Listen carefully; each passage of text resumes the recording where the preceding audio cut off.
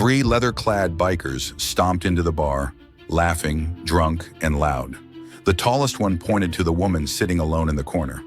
"She looks tough," he smirked. "Let's see if she can handle real men." They didn't know who she was.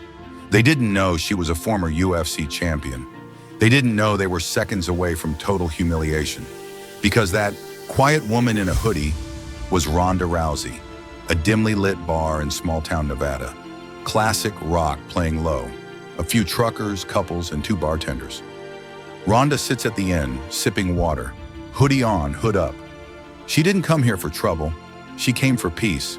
No one noticed the way she scanned the exits. The hoodie wasn't to hide, it was to stay calm. Suddenly, engines roared outside. Three men in leather jackets swaggered in, rowdy, loud, full of ego. The tallest one, Tank, slammed his hand on the bar. "Bartender, 3 whiskeys and whatever that girl's drinking. We're gonna sit with her." Ronda didn't flinch. She didn't look. The second, a wiry man with a snake tattoo, leaned close. "Hey, sweetheart, you training for a fight? Or are you just brooding like a weirdo?" She looked up softly. "No, I'm not training. I'm just trying to enjoy my night." They laughed. "Oh, come on, we're just messing with you." But her calm, that scared them more than yelling would have. When Ronda turned away again, Tank reached out and yanked her hood down. "Let's see your face, girl. Hiding from the world?" The bar went silent.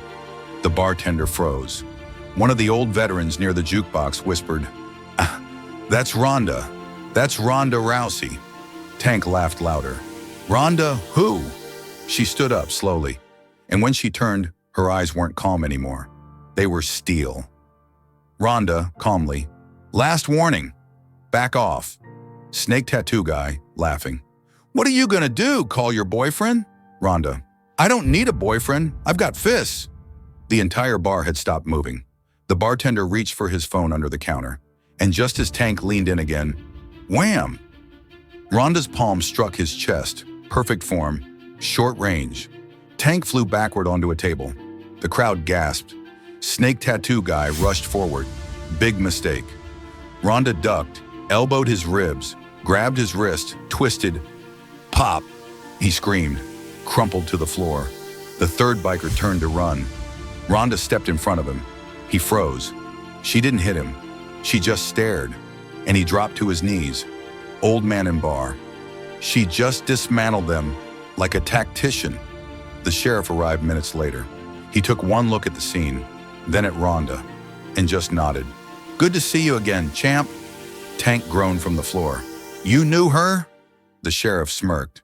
"That woman's been through Olympic judo, UFC cages, and WWE arenas. And you thought you could grab her hood?" The bikers were cuffed and dragged out, one still sobbing. As the bar slowly returned to normal, a woman approached Ronda.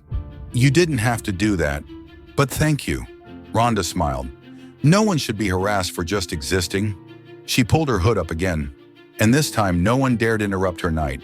Sometimes the strongest person in the room isn't the loudest. It's the one who gives you a warning and means it. The bikers thought they were untouchable, but that night they learned a lesson. Never underestimate a quiet woman, especially if her name is Ronda Rousey.